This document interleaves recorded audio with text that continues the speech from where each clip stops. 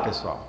A videoaula que vocês vão ver agora faz parte de um conjunto de videoaulas para complementação de cursos teóricos e experimentais de física básica, em particular no tópico de eletromagnetismo. Nós vamos apresentar para vocês dois tipos de vídeo. No primeiro tipo de vídeo, que a gente pode chamar de vídeo de fundamentação, nós vamos apresentar a fundamentação de um certo assunto. E para isso nós vamos usar tanto uma discussão teórica como algumas demonstrações experimentais. No segundo tipo de vídeo, que a gente pode chamar de vídeo de coleta de dados, nós também vamos fazer uma breve discussão teórica, mas o foco vai ser apresentar para vocês alguns experimentos de onde vocês vão poder coletar dados e depois fazer algumas análises com esses dados.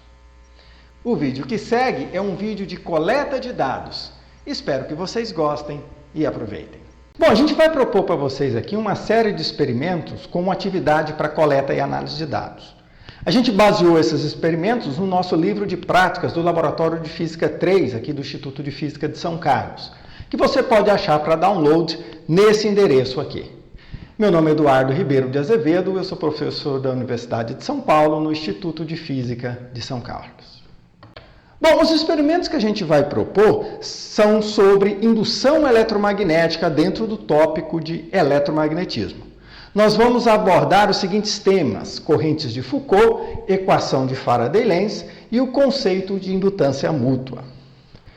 Antes de mais nada, é interessante a gente fazer uma breve revisão sobre o coração desses experimentos, que é a lei de Faraday-Lenz. Lembro a vocês que vocês têm dois vídeos disponíveis sobre o assunto. Um sobre a fundamentação e outro sobre a aplicação da lei de Faraday-Lenz, né? Que é uma lei extremamente importante no nosso dia a dia. Antes de você ver esse vídeo e fazer a coleta de dados, eu sugiro que você veja os outros para ter uma fundamentação mais apropriada e conseguir aproveitar melhor esses nossos experimentos. Mas vamos lá, né? O que a lei de Faraday-Lenz fala para a gente? Bom, vamos supor que eu tenho aqui uma região de campo magnético e eu defino aqui um certo contorno que delimita uma certa área, né? A gente pode definir o fluxo magnético através dessa área. E esse fluxo magnético pode ser calculado por essa expressão aqui, né? E o que acontece é que toda vez que esse fluxo magnético varia no tempo, e se você tem, por exemplo, aqui um circuito ao longo desse contorno, um condutor, por exemplo, você vai ver aparecer aqui uma corrente induzida. E essa corrente induzida é consequência da lei de Faraday-Lenz. A gente pode associar essa corrente a uma força eletromotriz induzida, que a gente pode calcular como sendo menos a derivada no tempo desse fluxo magnético. Isso tem várias consequências. Uma das consequências são as correntes de Foucault, ou eddy currents em inglês. Né? O que são as correntes de Foucault? Basicamente, né, se a gente pensar que eu posso ter aqui uma superfície metálica, onde eu tenho portadores de cargas livres, e eu tenho numa região dessa superfície um campo magnético, vamos supor que eu mova essa superfície metálica aqui. Né? Você vai ter então que essas cargas livres que estavam imersas no campo magnético vão sair para uma região onde não tem campo magnético. E isso implica, obviamente, numa variação do campo magnético. Vai surgir então uma corrente induzida pela lei de Faraday-Lenz. Da mesma maneira, se você tiver aqui olhar para as cargas livres aqui na região onde não tem campo magnético, com o movimento elas podem se movimentar para dentro do campo magnético. E novamente eu tenho variação de campo magnético e corrente induzida. Essas correntes são as correntes de Foucault. Você pode também observar correntes de Foucault se você tiver, por exemplo, aqui uma bobina e você passar uma corrente que varia no tempo, uma corrente alternada, por exemplo. Né? Essa bobina aqui vai provocar um campo magnético na vizinhança e esse campo magnético também varia no tempo. Se você tem uma superfície metálica próxima e ela está sujeita ao campo magnético da bobina, que varia no tempo, vão surgir correntes induzidas, que a gente também pode chamar de correntes de Foucault. Tá? Então, basicamente, pela lei de Faraday-Lenz, correntes elétricas serão induzidas em metais, materiais com portadores de cargas livres, né? Devido a variações locais do fluxo magnético. É isso aí, então. Pessoal, então para a gente discutir essa questão das correntes de Foucault, eu trouxe para vocês aqui esse aparato, tá? O que a gente tem? Bom, eu tenho aqui dois ímãs, né, com polos norte e sul face a face. Eles estão conectados aqui por um núcleo de ferro, de modo que eu estabeleça um campo magnético aqui na região entre os ímãs. E esse campo magnético está na direção horizontal, tá? E esse pedaço aqui, com esse parafuso, vai me permitir, por exemplo, pendurar uma certa peça, com esse formato aqui, por exemplo, né? E deixar essa peça oscilar aqui, de modo que ela passe através dessa região de campo magnético, tá? E o que a gente vai querer discutir, na verdade vocês vão precisar discutir isso, é o nosso objetivo, né? É o que acontece quando eu mudo características dessa peça. Por exemplo, se eu mudar o material em termos de condutividade, se eu mudar alguma coisa na forma da peça, o que muda na oscilação desse meu pêndulo aí, tá? Então vamos começar com a peça que eu acabei de mostrar para vocês, que é uma peça de material isolante, né? Fibra de vidro. E vamos ver o que acontece quando eu coloco essa peça para oscilar. Então, coloquei aqui, posicionei, soltei.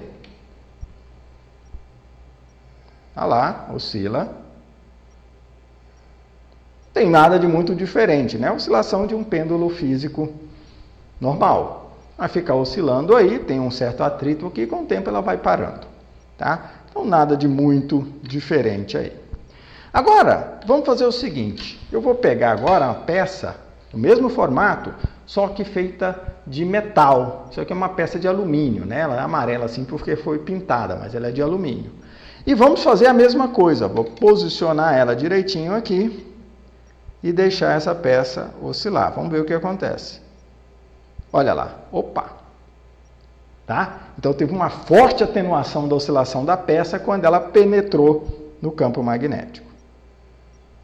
Tá? O que teve de diferente aqui dessa condição, né? Então, essa é uma das análises que você vai fazer, né? O que mudou? Como é que eu posso explicar esse comportamento? A gente pode também pegar, né, uma peça com mais ou menos o mesmo formato, só que aqui a gente fez alguns buracos nessa peça, né? Então, tem essa região aqui de dentro, né, com alguns buracos. Será que muda alguma coisa? Vamos ver, né? Então, eu coloquei aqui, posicionei, soltei. Opa! Mais ou menos a mesma história, né? Então, olha lá. Mesma coisa, tá? Então, não faz muita diferença, parece, se eu faço esses buracos, né? Será que a gente entende isso? Por que não faz muita diferença? Também uma coisa a se analisar. Agora, por último, vamos pegar essa peça, ainda no mesmo formato, só que agora, ao invés de fazer buracos, a gente fez ranhuras, né, que vão até o fim aqui. A gente interrompe uma parte da peça, tá? Forma uma espécie de pente aqui. Será que muda alguma coisa em relação aos outros casos? Então, coloquei aqui então na posição e soltei. Opa! Agora ela oscilou até bastante, né? Vamos repetir. Olha lá. Aqui ela bateu lá, mas eu posso fazer novamente. Olha lá. Ela oscila muito mais do que as peças maciças e aquela com buraco lá, né? Ainda não é a mesma oscilação da peça do isolante, mas aqui ela voltou a oscilar. O que aconteceu de diferente, né? Então isso é uma coisa para a gente fazer a análise. Vamos discutir um pouquinho que tipo de análise que a gente vai fazer então. Bom, a análise dos dados que a gente vai propor para vocês nessa parte é totalmente qualitativa. A gente espera que vocês descrevam o comportamento do pêndulo nas 4 situações mostradas, ou seja, para o pêndulo feito de fibra de vidro, para o pêndulo feito de alumínio maciço, para o pêndulo feito de alumínio com orifícios fechados e também para o pêndulo de alumínio com orifícios abertos. E depois explicar cada um dos comportamentos observados utilizando aí a nossa lei de Faraday-Lenz. Bem, nos experimentos que a gente vai apresentar para vocês agora, a gente vai utilizar o conceito de indutância mútua. Só lembrando, né, que no nosso vídeo lá de fundamentação da lei de Faraday, nós já discutimos esse conceito. Mas vamos dar uma repassada aqui para a gente utilizar nas nossas análises. Bom, vamos considerar que eu tenho aqui uma certa bobina. Estou representando aqui uma bobina solenoidal, mas não necessariamente precisa ser solenoidal. Tá? Se eu passo uma corrente através dessa bobina, vai surgir no interior um campo magnético, tá? Que a gente pode eventualmente saber como calcular. Vamos considerar um exemplo específico aqui, onde eu vou supor que essa bobina solenoidal seja um solenoide longo, de modo que eu possa utilizar a expressão do campo magnético nesse limite de solenoide longo.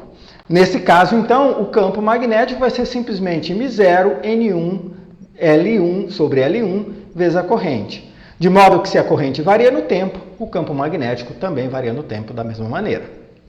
Bom, vamos considerar agora que eu tenho uma segunda bobina e eu coloco essa segunda bobina totalmente imersa dentro da primeira. Então, essa bobina interna vai sentir esse campo magnético que varia no tempo e vai aparecer aqui nos terminais uma força eletromotriz induzida.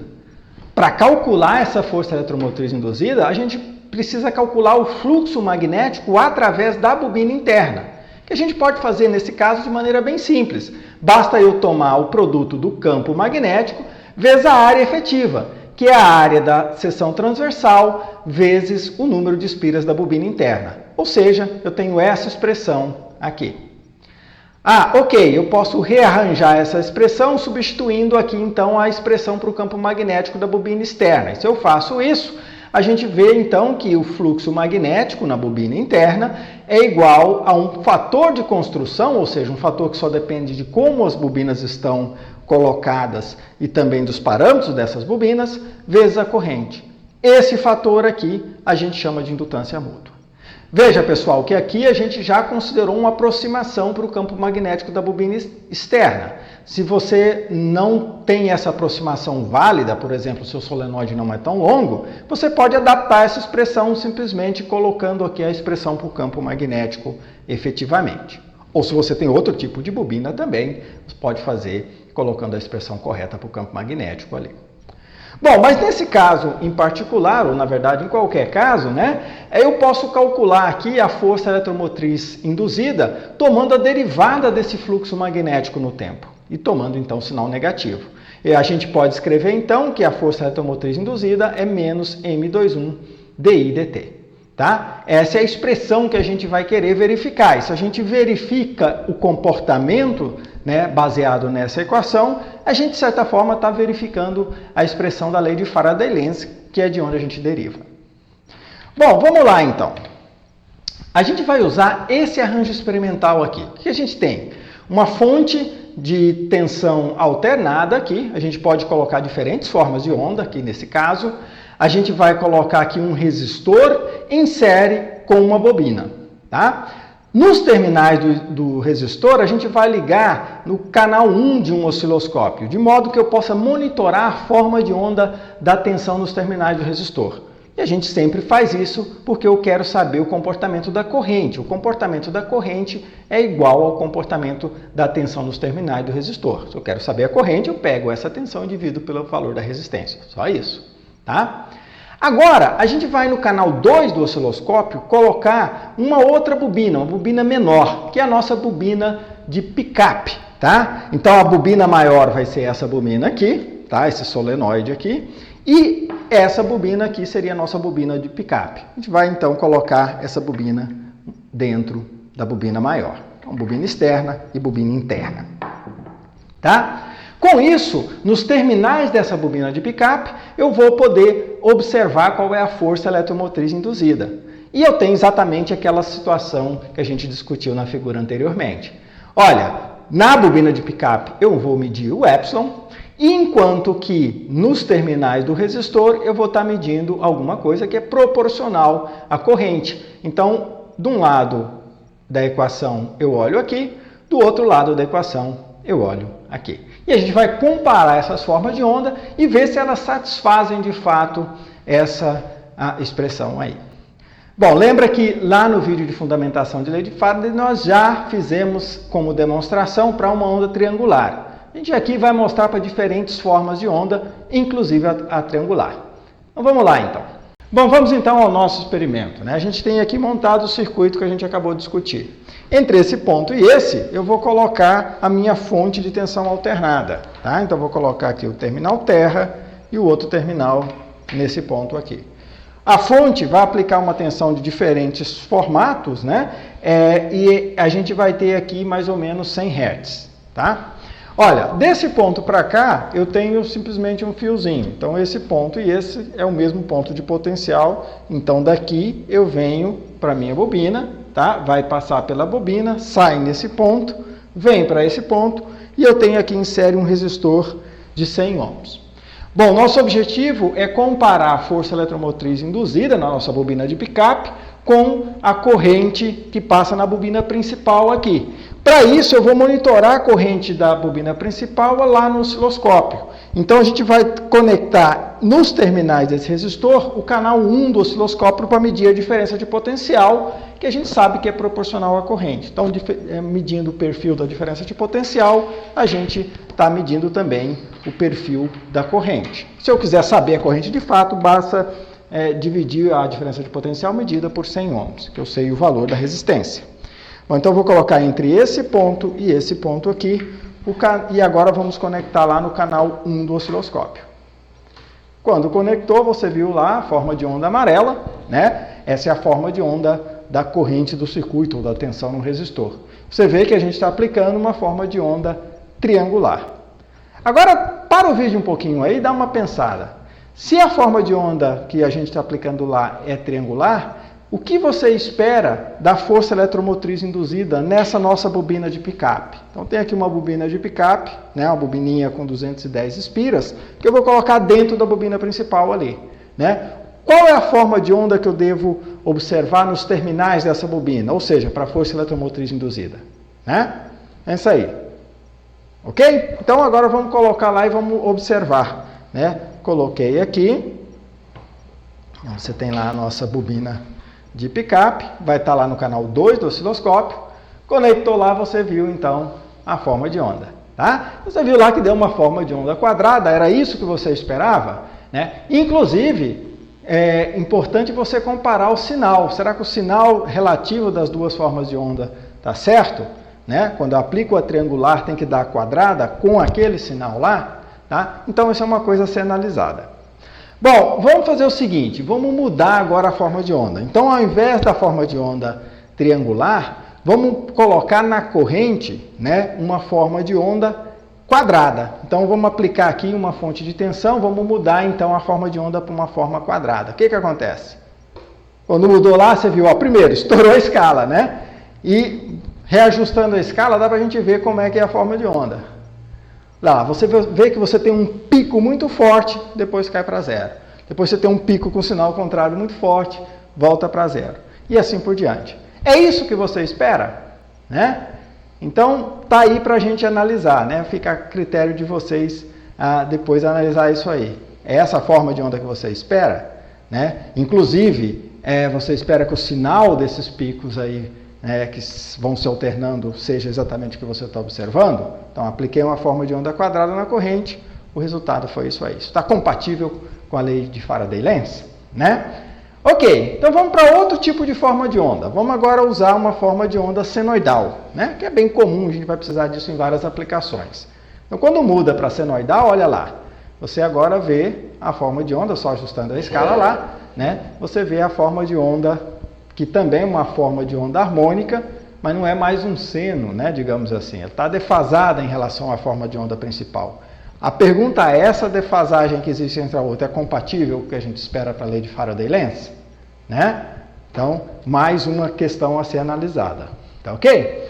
Gente, vamos fazer o seguinte agora. Agora vamos fazer o seguinte, vamos variar a frequência, vamos aumentar a frequência dessa forma de onda e vamos ficar observando a forma de onda associada à força eletromotriz induzida. O que acontece com ela quando a gente aumenta a frequência?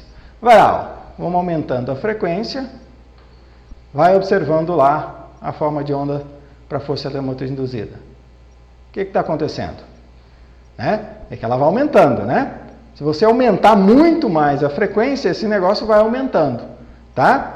É isso que a gente esperava? Então, mais uma coisa para a gente analisar, né? Esse aumento da frequência, da intensidade da força eletromotriz induzida como função da frequência, está compatível com o que a gente viu até agora? Né? Mais uma coisa para analisar.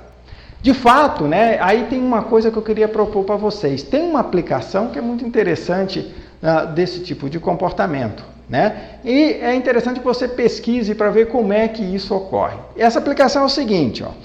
Se você olhar para esse transformador aqui, né, isso aqui é um transformador que vai transformar uma diferença de potencial de 110 a 220 volts para 12 volts. Olha o tamanho desse cara, super pesado. Né? Então, se você liga direto na tomada, sai 12 volts desse lado. Super pesado, a corrente que vai máxima que é em torno de 2 amperes. Tá? Mas aí eu tenho essas fontezinhas aqui, que é igual parecida com aquelas fontes de celular de vocês lá. Certo? Só que a saída dela também é 12 volts. Então, vou jogar aqui 220 ou 110, vai sair 12 volts. Né? Olha só, aqui também tem um transformador. Mas olha o tamanhozinho desse transformador aqui. Olha só a comparação que você tem de um com o outro. O tamanho desse ou o tamanhozinho desse aqui. Né?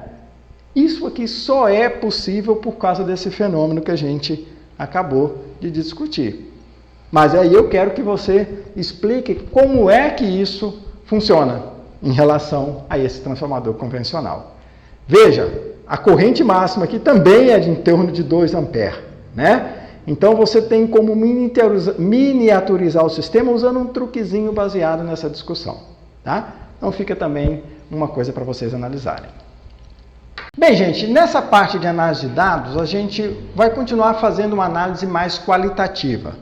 Ou seja, a gente não vai estar preocupado em calcular efetivamente os valores, né, das forças eletromotrizes induzidas e relacioná-los, por exemplo, com as amplitudes da corrente. A gente vai estar interessado basicamente nas formas de onda. Tá? E o que você vai fazer, em todos os casos, é comparar a forma de onda da força eletromotriz induzida com a forma de onda da corrente aplicada. E isso vai ser feito para os 3 casos que você observou agora. No caso da corrente ter essa forma de onda triangular, né? Então você vai observar qual foi a forma de onda para a força eletromotriz induzida e explicar aquele comportamento utilizando a lei de Faraday-Lenz. Da mesma maneira, para a forma de onda quadrada e também, né, para a forma de onda senoidal. Só que no caso da forma de onda senoidal, eu mostrei para vocês também o que acontece quando se varia a frequência. Então você vai adicionar essa explicação utilizando a lei de Faraday-Lenz, né? E por fim, explicar o princípio de funcionamento, né, da fonte de tensão chaveada que eu mostrei para vocês, a fontezinha lá do tipo fonte de celular. Como é que ela funciona baseado nos conceitos que a gente discutiu. Bom, vamos agora para o nosso terceiro experimento, onde agora sim a gente vai fazer uma análise mais quantitativa. E nosso objetivo aqui vai ser determinar a indutância mútua entre 2 solenoides. Vamos fazer isso experimentalmente e a gente pode comparar o valor determinado experimentalmente com o valor que a gente pode calcular a partir dos parâmetros geométricos dos solenoides. Tá?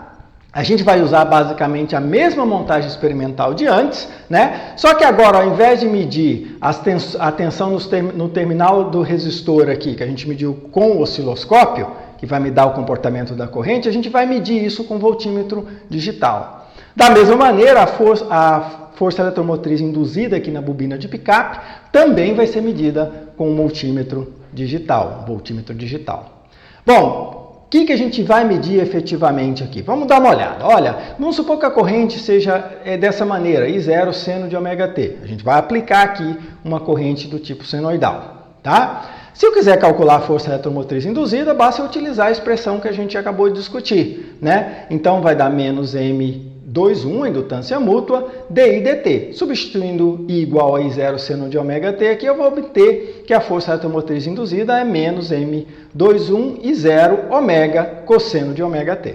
Tá? Então a força eletromotriz induzida aqui fica proporcional à frequência angular, como a gente pode ver aqui. Tá?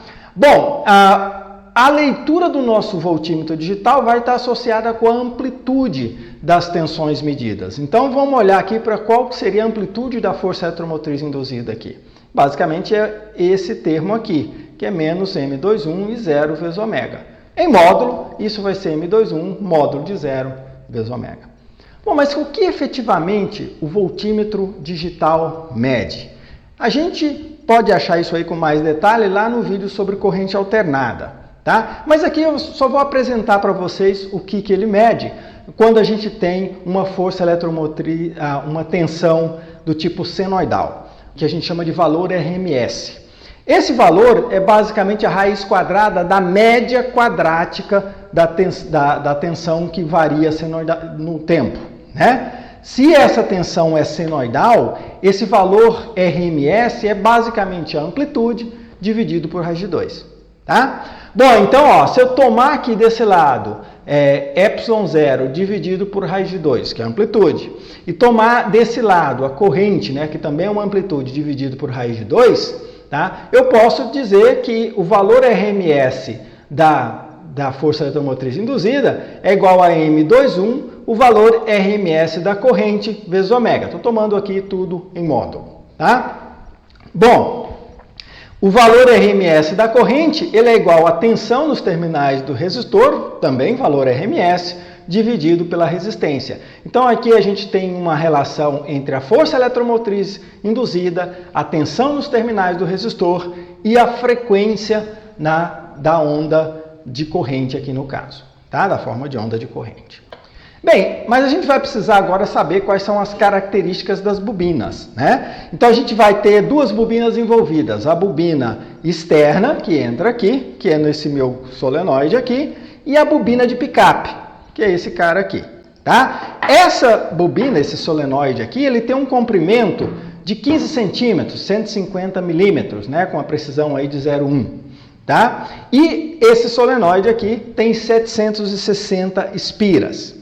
Bom, são várias camadas de fio, de modo que o diâmetro externo aqui, né? Se eu tomar o diâmetro aqui entre esses dois pontos aqui, né? A gente tem que vale 71,5 milímetros, com essa precisão aí. E o diâmetro interno do fio, que seria tomado basicamente aqui, né? O diâmetro mais interno que eu tenho, ele é de 41,5 mais ou menos 0,1 milímetros. Então você tem aí as dimensões geométricas do solenoide maior. E a bobina de picape? A bobina de picape, ela é uma bobina desse tipo aqui, o fio é bem fininho, então eu tenho aqui 2.100 espiras, tá? O diâmetro dessa bobina de picape é de 15,0 mais ou menos 0,1 milímetros. O comprimento não preciso dar para vocês, que a gente não vai usar isso aí no cálculo da indutância mútua.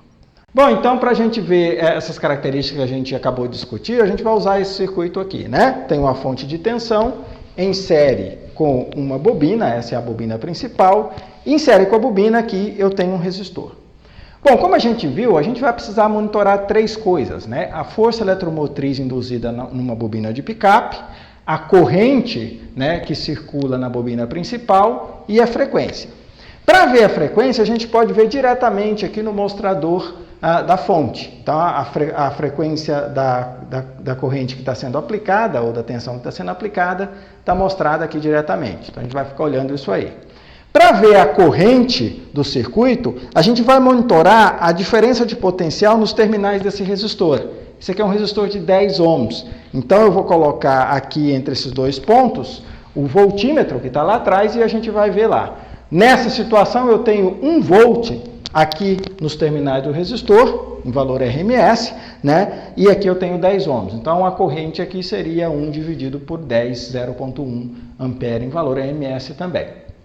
Ok? E a força eletromotriz induzida? Bom, aí a gente vai ter aqui a nossa bobina de picape, tá? E essa bobina de picape aqui a gente vai colocar dentro. Isso aqui está ligado lá atrás nesse voltímetro aqui. A gente vai observar a força eletromotriz induzida nesse voltímetro aqui, tá? Lembrando que a gente já passou para vocês todas as características geométricas, tanto da bobina de picape como da bobina principal ali, tá? Vamos lá. Então, vou colocar aqui dentro e aí você vai ver que aparece 0,142 volts, né, de força eletromotriz induzida, enquanto a gente tem uma tensão no resistor lá de 1 volt, na frequência de 106,38 Hz.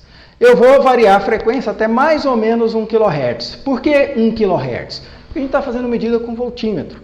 Esses voltímetros, eles medem corrente alternada até numa frequência aí, nesse caso desses nossos aqui, em torno de 1 kHz, um pouquinho mais, né? Então a gente vai medir só até onde o voltímetro mede com uma certa confiabilidade. Se você for para frequências maiores, você vai ter um erro nessa medida do voltímetro, não nessa faixa que a gente vai trabalhar. Tá bom? Então vamos começar. Ó.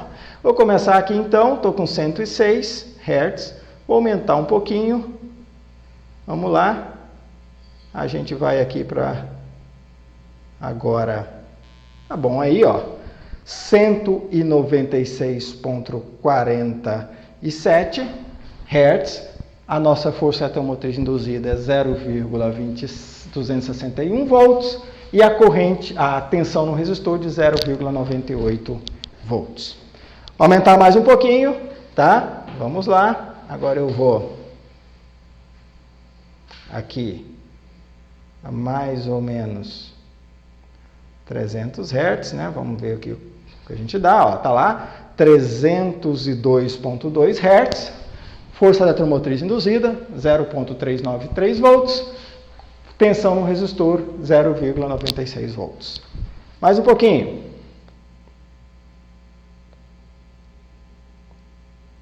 Tá bom aí, 407,5 Hz, força eletromotriz induzida 0,515 volts, tensão no resistor 0,93 volts. Mais um pouquinho.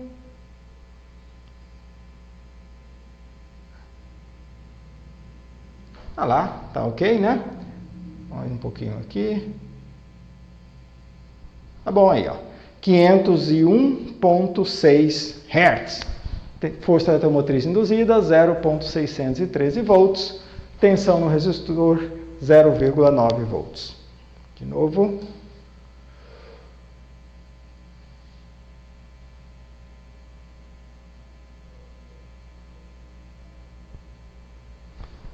(603,6 Hz).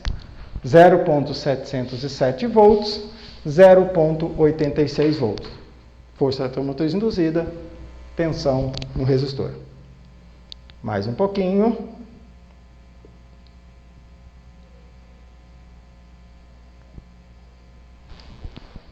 Vai lá, deixa eu abaixar um pouquinho, passou um pouquinho, né?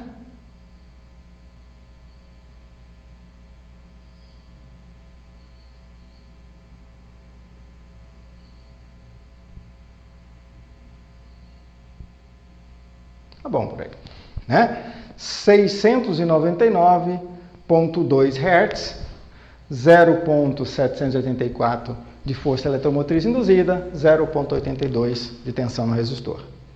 Subindo agora até mais ou menos 800.